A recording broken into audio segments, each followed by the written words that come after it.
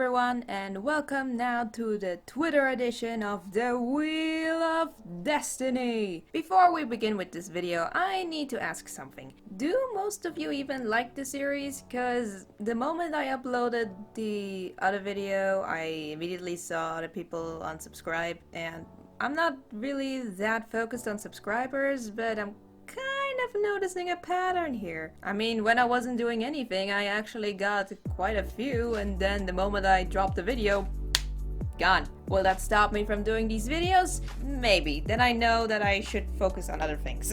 Anyway, so as you can see, the winner of this Wheel of Destiny video is Kimetsu no Yaiba, or as most sites call it, Blade of Demon Destruction? Or how I found it later when I found the logo for putting it on the art, Demon Slayer, which is such a better name. Now, I'd like to just summarize the show in case you don't know anything about Demon Slayer, just out of my head.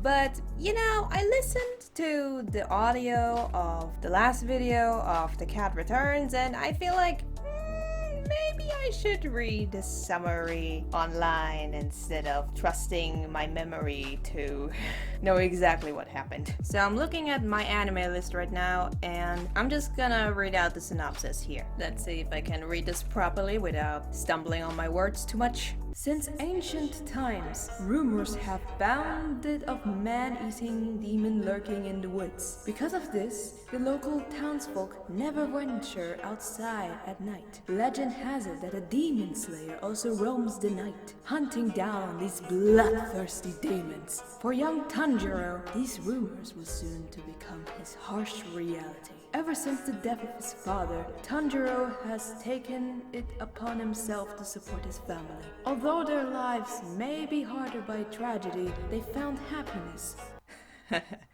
Happiness. Good joke. But that ephemeral warmth is shattered one day when Tanjiro finds his family slaughtered and the lone survivor, his sister Nezuko, who turned into a demon. To his surprise, however, Nezuko still shows signs of human emotion and thought. Thus begins Tanjiro's quest to fight demons and turn his sister human again. So there were a few words I honestly don't understand because I'm not natively English speaking, so in general there are demons. Tanjiro loses his family except for his sister, who is now a demon, and now he's on a killing quest to demons. Although Tanjiro is not really that vengeful. Like, sure, he's looking for the guy who killed his family. Like, I think everybody would do that after their family was murdered. That's a pretty good reaction. But he's not really mean to the demons. Like, even when he kills them, he's actually really respectful towards them. So you'd expect that Tanjiro would be someone who's very aggressive and such, but honestly, he's, how my brother described it, just a good boy. Now, let's talk a bit about the things I like about the show and the things I don't like about the show. So, the first thing I want to point out is that I love this style, like the art style of the characters, but I do not like the way they do the backgrounds. Because sometimes they use like these CGI backgrounds, and you know, I have nothing against it when they try to kind of cut short on these animations. I mean, I get it, it's a lot of work, so it's easier to make 3D models. But there are just moments where it just doesn't go well together. Especially because the art style on the people is very stylized, so it is quite an eyesore as soon as these 3D models are just so slick and clean, and you can tell when it's 3D very quickly. I mean, there are times when it isn't as bothersome than others, but if you're someone who gets bothered by these things, you're not gonna have a good time. Another thing that kind of slightly bothers me, which is not exactly a negative, but kind of just confusing to me. Okay, so I don't remember in what episode that is, but in a certain episode, Tanjiro has to go to a city to find the demons, and you know, at first you kind of think it's like very early times. I don't know, maybe like 200 after Christ, I don't know. I honestly don't know these kinds of things. I just thought it's like really early ages of Earth. But then as soon as Tanjiro had to go like to Tokyo or something, I was kind of like expecting like a really huge village or something, or really a lot of temples. And instead, we're getting into an actual modern city. Like, what? It's a bit confusing in what era this anime is happening. Like, is it in the early ages or is it in an 1800 or something? Like, in what period does this anime play in? Like, what? It was already pretty weird to see in the opening how he has a proper suit on with a fedora when there's all samurais all over the place and ancient Japanese culture around, so this is just so confusing. Now to the things I like about the show. I love the attacks that the characters have. Although it is a bit weird. Okay, so you know how in slice of life anime sometimes there is like these exaggerated punches on the wall, or maybe someone has some aura going around them even though it's not actually happening, or someone throws someone out of the window even though it's more supposed to be metaphorically and not actually supposed to be taken as something that actually happened. That's just an exaggeration. But then in shonen anime you're kind of expected to think, oh, those lightning, those overpowering moments are real, those things that are broken, it's not an exaggeration. But in Demon Slayer it's a bit more complicated because they're talking about all the time about how they have to breathe properly to get the most amount of power or something, or how they have to keep stances, so it makes it sound like all the lightning or the water animation is all just exaggeration and that it's not actually happening. And I find that kind of sad because this would be like the perfect opportunity to say, hey, this stuff is actually happening and it's awesome. Instead, it seems like all those effects are just exaggerations, and I feel like for shonen anime this shouldn't be exaggeration. Get what I mean? It's just kind of weird. Like, we're already talking about a fantasy anime, so why not give yourself the freedom and say, hey, this stuff's happening, instead of saying, oh, they're just swinging their swords in different stances. Like, okay, sword fighting is interesting to look at, but if you're giving me some special effects, I want those special effects to actually be something, okay? The world of Demon Slayer is definitely interesting, but the one thing I was waiting for ever since I saw the opening of the show was that one guy with the boar head. Apparently he's called Inozuka and he's...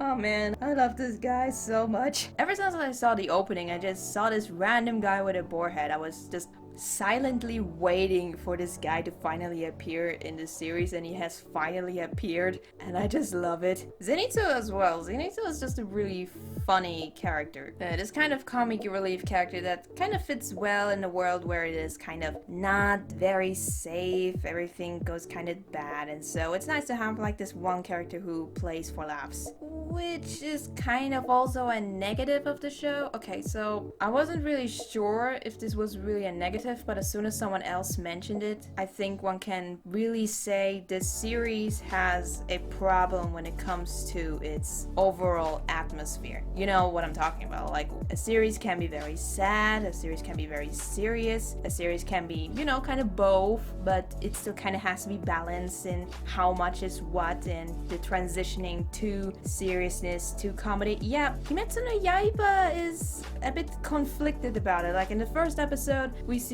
all seriousness, Tanjiro's family died, and in the next one, there is training session and everything is kind of presented very comedically, and so it's a bit difficult to describe if this anime is serious or trying to be a comedy. It tries too desperately to be both. So it's kind of good that now Zenitsu and Inozuka have showed up, because now we have actual characters to display comedy. Because Tanjiro at first was kind of on both sides. He's a good boy, but he also gets himself into the situation where he gets funny, where he gets serious at the same time, and it doesn't really go well together. So now we have characters who can transition to these moments a bit easier. So yeah, I'm glad these two have finally showed up. Overall, I really like the series, but I've heard somewhere that the series isn't going to have a second season because of the company getting themselves into quite some problems.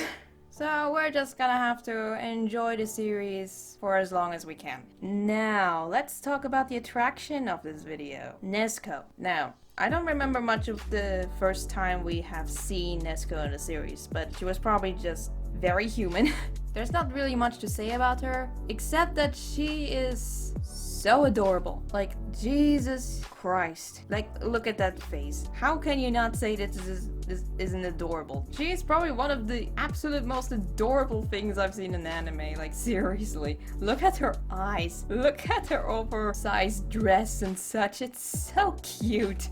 There are a few things I really like about her design. Mostly that it has this pink theme around it, but then her hair is like slightly orange on the tips of it, kind of indicating a little bit more aggressiveness towards her. Okay, I'm not an expert, so it's probably wrong, but I kind of want to think that this is what the orange hair is supposed to represent. I don't know. The dress also looks just really, really fluffy. The kimono just looks so comfortable. I would actually want to wear that. Like, it's so fluffy. But my favorite part about her design are definitely the things on her legs. I don't know what to call them. I'm just gonna call them cushion socks. I've always had this kind of admiration for something when there's something on the legs that kind of emphasizes its size, because it kind of gives a bit more dynamic, and I just kind of like the design of it. But you know, just looking at the picture like that, it's so adorable. Just look at her. It's so cute. I've mentioned before when drawing my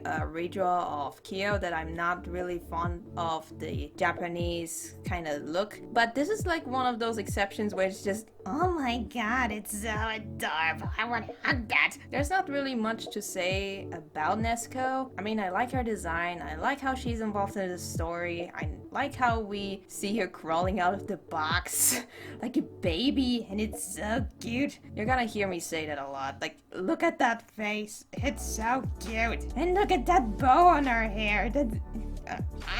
Okay, so now that we got that out of our system, let's talk about the art. So I thought the easiest thing would be to just put Nezuko in a box, you know, that one kind of box that she's always in, kind of waiting there for Tanjiro to let her out and just kind of sleeping while she doesn't really do anything and just in the box. Drawing people sitting is kind of hard. In side view, not so much, but like in front or like in an angle, it can be difficult to show how a character is actually, you know, going forward with their upper body, with the torso, and it's just really difficult to depict, so I'm not sure if I succeeded too much in that pose. I mean, it definitely helps that the shoulders are a little bit above her head a little bit, that they're kind of like in the middle, so it kind of shows that the head is like leaning forward, so that definitely helped. Also, her arms are a little bit difficult to say if I succeeded at that completely as well. I'm not sure. My biggest fear in this entire illustration were her legs. Not necessarily because they're really all that difficult to draw, but yeah, okay. You see that middle part? Yeah, I am very aware that it doesn't really make sense how her dress bends in the middle there, like below her legs, because technically seen, you should be able to see like her upper leg there, like her bum. But I hope I don't have to explain why I was a bit hesitant to make it too realistic there. This is why I don't like drawing dresses, because it can be very easy to get into an angle where technically seen you should be able to see someone's crotch, and I am not comfortable drawing this kind of stuff just yet, so I'd rather avoid that. But yeah, her legs were actually really fun to draw, especially like her cushion stockings. It was a bit difficult to understand how the overall kimono has to flow, especially like the middle part. I really wanted to draw the middle part, but because of her position, it's not really easy to see, so I just ended up not drawing that and only like showing a hint of it with that one small speck of green. I don't know. The tube thing on her mouth really annoys me. I really wish I had chosen a different color, because it really looks like an eyesore. I mean, sure, it kind of directs the eye towards Nezuko's face, so that's, I guess, a good thing, but I don't know, it just kind of doesn't blend well together within the entire picture. It's also because I'm not really good at depicting metal. I just know how to do it when there's like a flat surface, so as soon as it's round, it's kind of like difficult to do that. It just kind of looks bad, but you know, I tried. Initially, I didn't really wanted to put any snow into the picture, but after I was kind of done, I felt like something was kind of missing and it felt a little bit stiff. So I thought, you know, maybe some snowflakes falling would show some dynamic or a bit more drama, and it would kind of give the callback to like the first episode when the family dies. So I thought that was interesting. I also thought it would be cool to kind of depict both Nezuko's side of being a human and also being a demon. So I kind of like drew both of her eyes. Okay, here's the thing. The way I usually draw eyes is not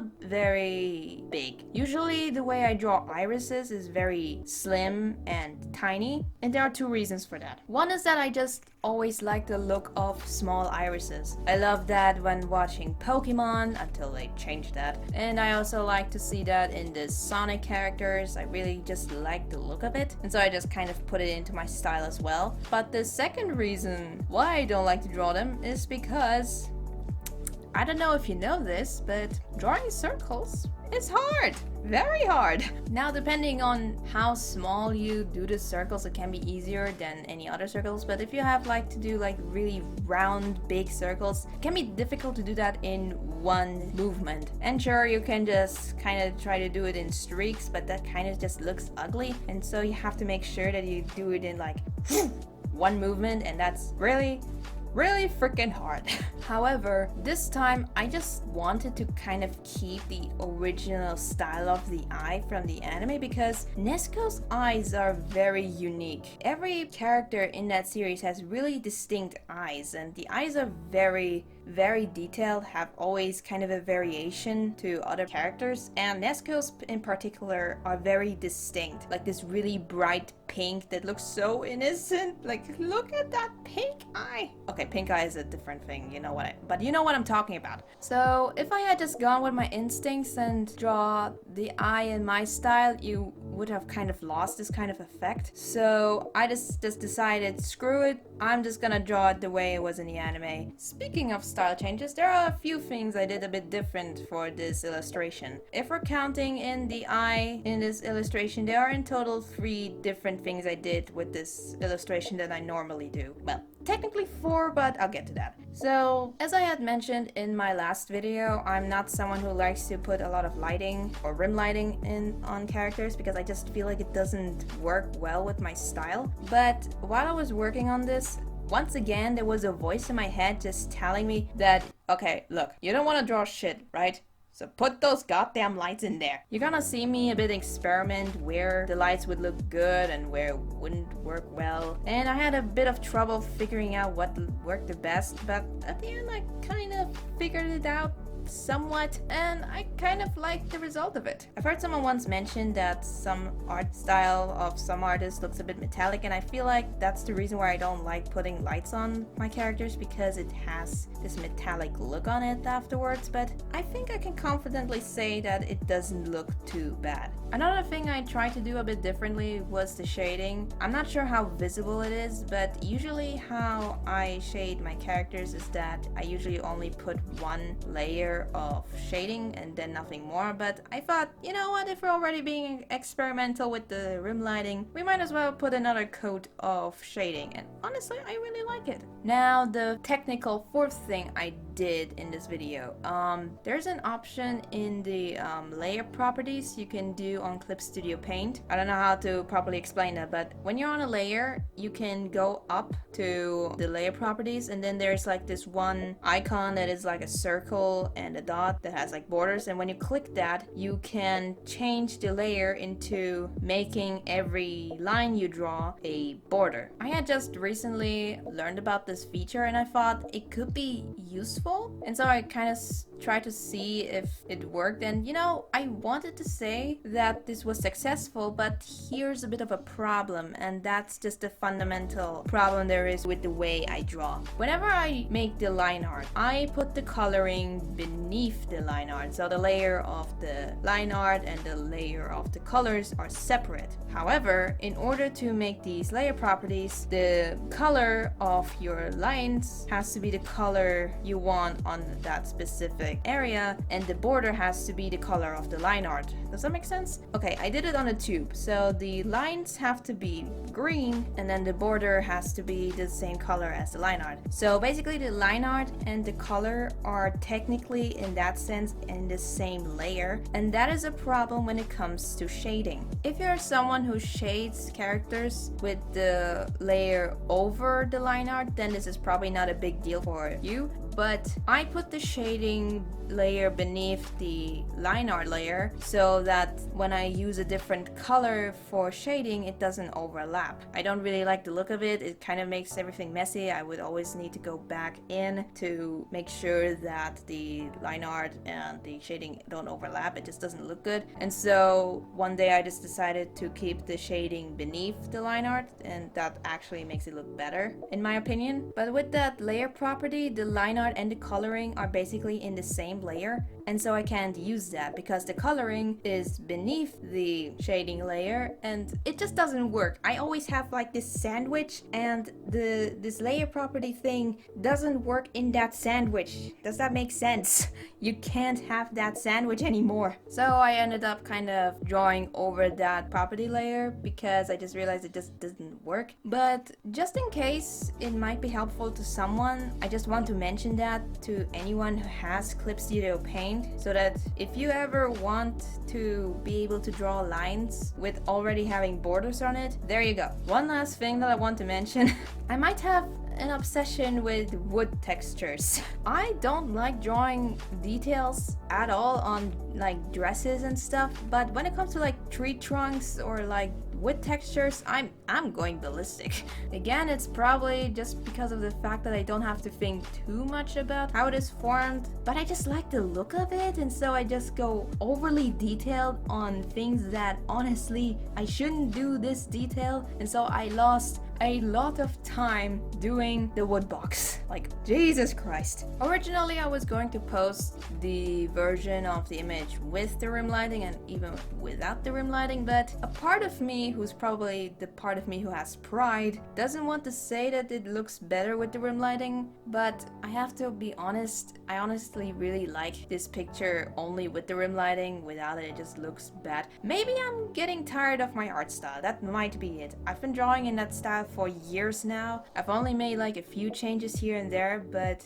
I feel like I'm starting to kind of want to do something different with my style. I don't know. So now let's get to the important part of this video. Now, for the next video, I need your help on YouTube. For the Wheel of Destiny for YouTube, I have so far only Zuko from Avatar and Cornelia from the Witch series. The rules are simple. I will leave a link to the list of things I know in the description, and from that list you can suggest me characters from those games or series or movies. There are only two rules. One rule is that you can't suggest multiple characters from one series individually. Like, you can't post a list of characters that says like Edward Elric and Winry Rockbell. I've used that example before, but it's a good example because I love FMA. And the second rule is that you can't suggest more than 5. And as I said already before, 5 is just enough to make this spinning wheel. And just something to point out, because one of you actually asked me in the video for Loon when I don't have enough characters why I don't just use the suggestions of previous spinning wheels. Well, I feel like that just kind of defeats the purpose of giving everybody a chance to enter their own suggestions, and it just kind of gets like renewed all the time, that everybody can like try again over and over again. Because if I just use the suggestions I did before, it's like, okay, I can throw it out in there once and one day it's just gonna be chosen, and I don't really want to keep that mentality. I don't know. It